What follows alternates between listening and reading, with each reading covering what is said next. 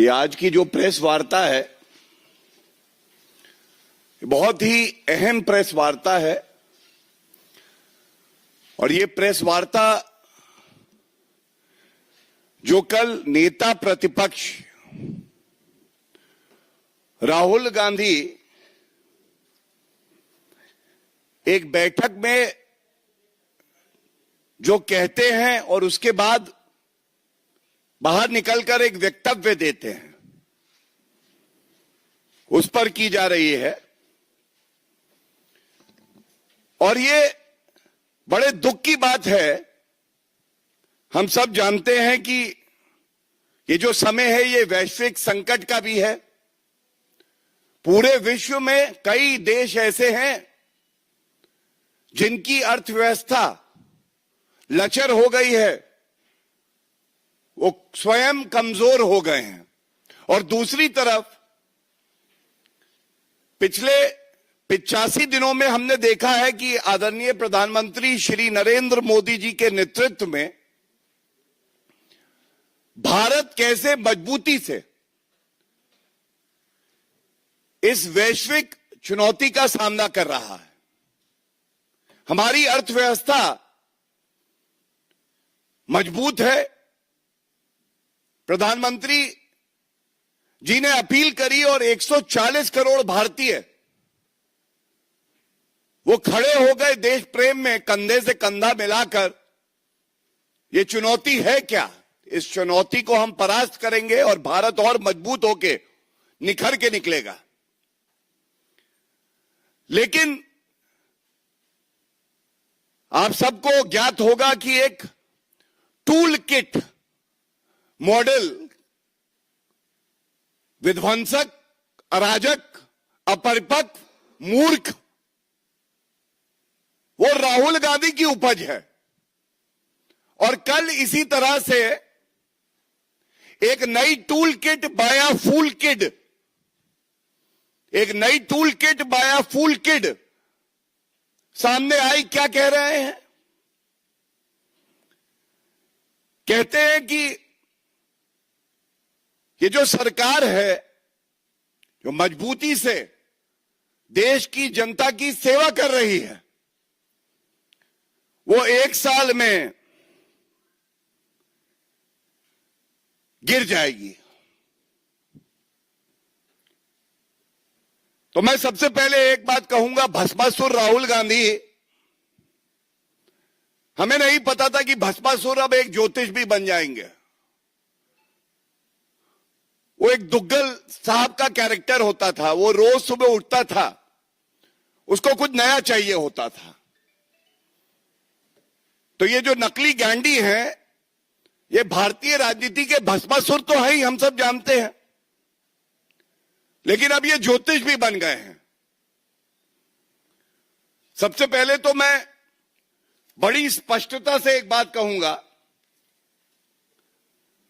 अगर तुम्हारा मकसद राहुल गांधी अराजकता फैलाना है तो हमारा भी संकल्प है भारत को और मजबूत बनाना है। एड़ी चोटी का जोर तुम भी लगा लो, और हमने भी ठानी है कि भारत को आगे लेके जाना है। ये जो बात कही गई, ये टूल किट बाय अ फूल किड क्यों है? अपरिपक्व राहुल गांधी, हम सब जानते हैं, 55-56 साल की उम्र में परिपक्वता ना आए, ठहराव ना आए, संयम ना आए तो क्या कहा जा सकता है? लेकिन यह चिंताजनक इसलिए है कि यह अराजकता फैलाने के लिए इस समय में बयान दिया गया है। दूसरा बड़ा संदेश, अगर लोकतांत्रिक तरीके से मैं सत्ता में नहीं आ पाऊंगा तो मैं लोकतंत्र को, पूरी प्रणाली को ही समाप्त कर दूंगा। I will destroy the very system that has made me the LOP। और तीसरी बड़ी बात है, जो भारतीय जनता पार्टी इस मंच से उठा रही है, लेकिन 140 करोड़ की जनता पूछ रही है, राहुल जी, भारत से इतनी नफरत क्यों? विदेशी धरती पे जाते हैं तो लोकतंत्र खत्म हो गया है भारत में, कहते हैं। देश के प्रधानमंत्री को, भारत के प्रधानमंत्री को गद्दार बुला देते हैं। ये नफरत क्यों? क्या विपक्ष में रह के नेता प्रतिपक्ष देश की सेवा नहीं कर सकते हैं? ये एक बड़ा सवाल है। और जब देश को हर नागरिक की जरूरत है, तो क्या राहुल गांधी आप अपने नागरिक होने के कर्तव्यों का निर्वहन नहीं कर सकते हैं? अच्छा, सिटीजनशिप, अच्छा एक और सिटीजनशिप भी है, वो भी मामला चल रहा है। हो सकता है कि चीन का जो एमओयू किया था उसकी मजबूरियां हो।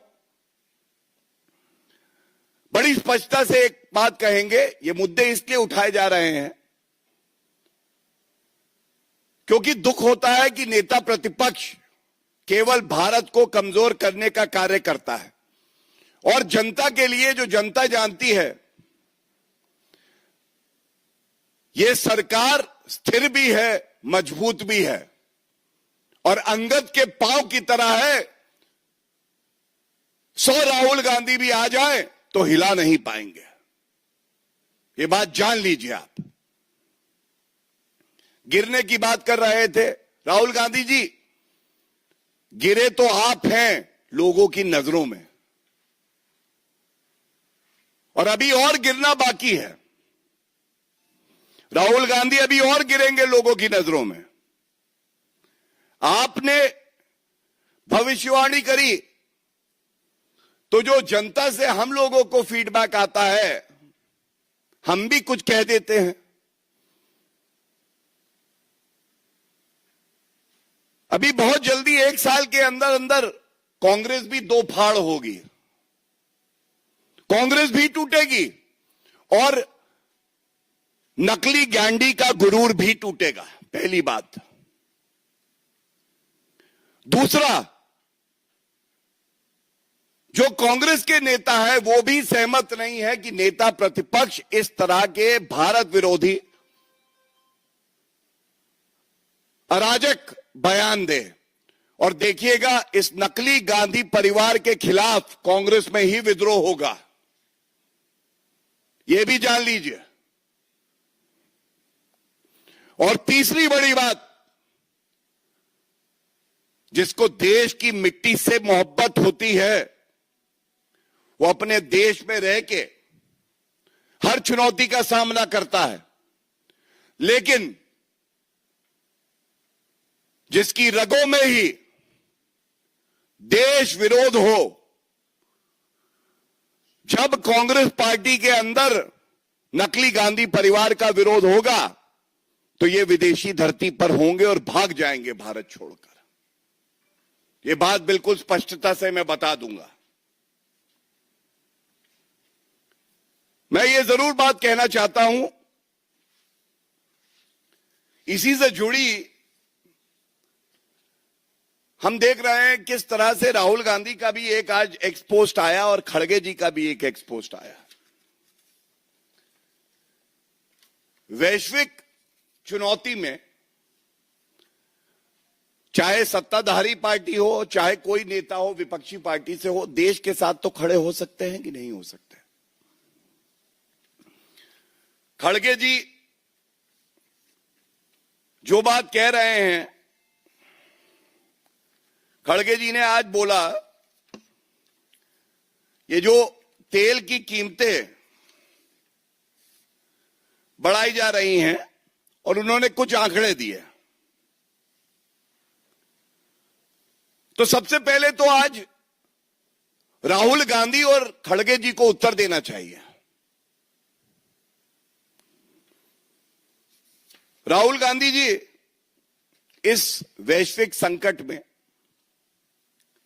मैं आपको एक आंकड़ा देता हूं, महंगाई पूरे विश्व में बाकी देशों में कहां है और भारत कहां खड़ा है मजबूती से। मलेशिया में 56% महंगाई, पाकिस्तान भिखमंगा देश है, उसका नाम नहीं लूंगा, उससे कोई तुलना भी नहीं है भारत की। यूएई 52% महंगाई बढ़ी है, ये पिछले 80 दिन का आंकड़ा दे रहा हूं।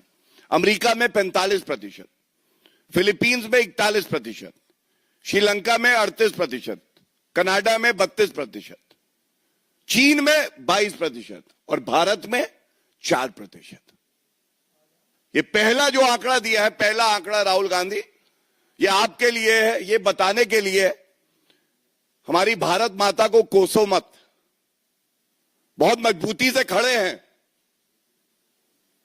एंड विद और विदाउट यू, विद और without Rahul Gandhi, the nation will progress further.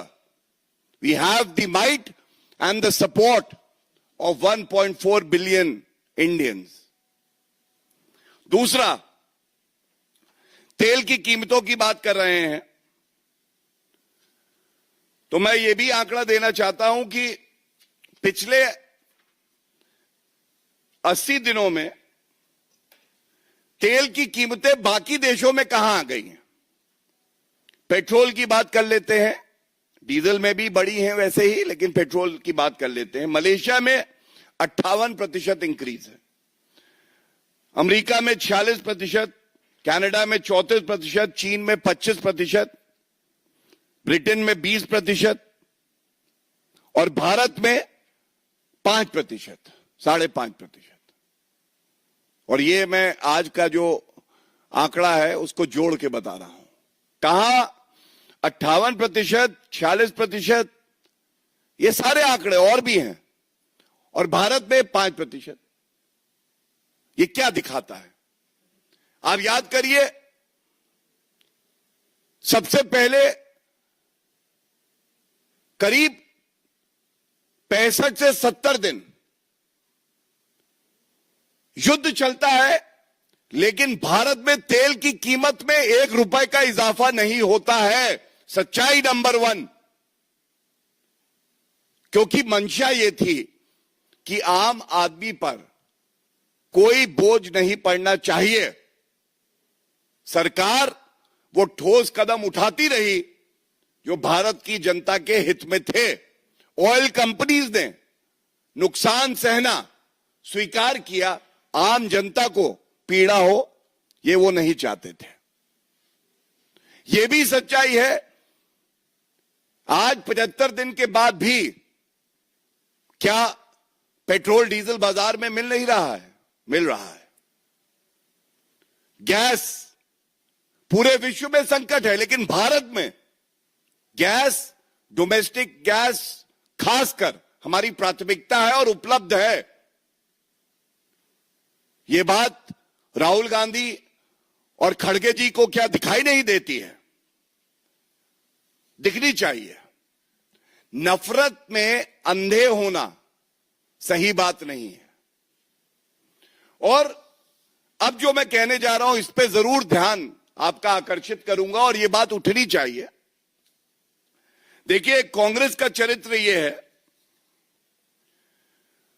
जब युद्ध की शुरुआत हुई तो एक जिम्मेदार विपक्षी पार्टी को चाहिए जो अपील प्रधानमंत्री श्री नरेंद्र मोदी जी ने देशवासियों से करी उसका स्वागत करे और कहें कि हम भी करेंगे पालन, ये देश हित में है। राजनीति के लिए और विषय मिल जाएंगे, लेकिन नहीं। एक तस्वीर आई कांग्रेस के वेरीफाइड हैंडल से, गैस खत्म होने जा रही है, जल्दी से ले लो, कतार लग गई हैं। जब हमने ये मुद्दा उठाया तो ये ट्वीट डिलीट हो गया, और ये तस्वीर थी कांग्रेस की सरकार की। पहला सवाल, ये फरेब, ये धोखा क्यों? यही तो टूल किट होती है, इसी का तो जिक्र हम कर रहे हैं, ये टूल किट है। दूसरा, स्ट्रेट ऑफ हॉर्मुज, जब वहां से जहाज बहुत कम देशों के अपने गंतव्य स्थान पे पहुंच पा रहे थे और भारत के 2 जहाज वहां से निकल गए और भारत की तरफ आ रहे थे, तो पवन खेड़ा पेड़ा वही वाले, हाँ सही, वो लिखते हैं कि ये जो 2 जहाज हैं ये भारत नहीं आएंगे,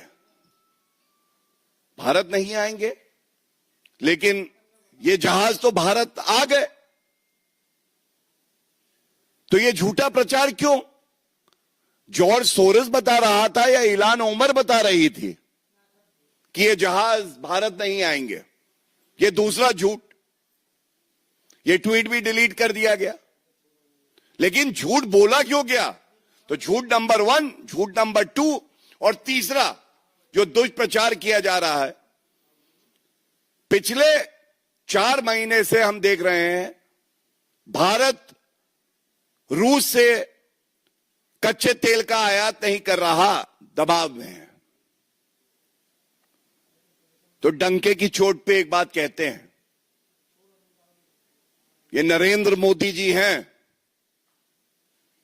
जो देश हित में होगा वही निर्णय लिया जाएगा और किसी के दबाव में हम काम नहीं करते हैं। और आंकड़े ये कहते हैं, एनडीए की इस सरकार में खासकर पिछले 4-5 सालों में जो कच्चे तेल का आयात हुआ है ये 30 से 36% तक हुआ है रूस से, 30 से 36%। एक मिनट, एक्सक्यूज मी प्लीज, कौन बात कर रहा है फोन पे? 30 से 36% आयात हो रहा है रूस से कच्चे तेल का, और यूपीए के समय में ये 1% था। दूसरा, 2026 में सबसे ज्यादा आयात अगर कच्चे तेल का हुआ है किसी भी देश से तो वो रूस से हुआ है। तीसरी बात, 20 से 25 बिलियन यूएस डॉलर हमारे देश के बचे हैं जो रूस से कच्चे तेल का आयात हुआ है। चौथी बात, जब रूस से कच्चे तेल के आयात का निर्णय लिया गया था तो किसने विरोध किया था? इसी राहुल गांधी ने किया था, इसी कांग्रेस पार्टी ने किया था। इन तथ्यों पे कोई चादर नहीं डाल सकता, कोई छुपा नहीं सकता। ये वो तथ्य हैं जो बताते हैं कि ईमानदारी की ताकत क्या होती है। इसके साथ ही दूसरा भाग है इसी प्रेस वार्ता का, यह भी बड़ा अहम है। मोहब्बत की दुकान में केवल सांप्रदायिक सामान, यही है कांग्रेस की पहचान। एक बैठक होती है अल्पसंख्यक सलाहकार समिति। इस बैठक में राहुल गांधी, नाम अल्पसंख्यक है समिति का, लेकिन बात केवल और केवल मुस्लिम समाज की करते हैं। वो कहते हैं अगर कोई मुद्दा आए अल्पसंख्यकों से जुड़ा तो अल्पसंख्यक शब्द का इस्तेमाल मत करो, बोलो मुसलमानों पे अत्याचार हो रहा है। फिर से अराजकता फैलाने की कोशिश, यह भी एक टूल किट है। और अगर आप याद करें, खड़गे जी ने कुछ सप्ताह पहले क्या कहा था? मेरे मुसलमान भाइयों, अगर नमाज भी पढ़ रहे हो तो नमाज छोड़ो, कुरान ये कहती है, हमारी पाक कुरान क्या कहती है सुनिए, कि नमाज छोड़ो, सांप दिखे तो मारो। सांप है बीजेपी आरएसएस, इन्हें मारो। आज राहुल गांधी उसे आगे बढ़ा के कहते हैं अब अल्पसंख्यकों का जो चोला ओढ़े रहते थे वो अब नहीं है, अब सीधा मुस्लिम बोलो। ये हताशा, ये निराशा, घबराए हुए राहुल गांधी अब ये बात कह रहे हैं। और इसी पे कांग्रेसी क्या कह रहे हैं वो भी बता दूं। राशिद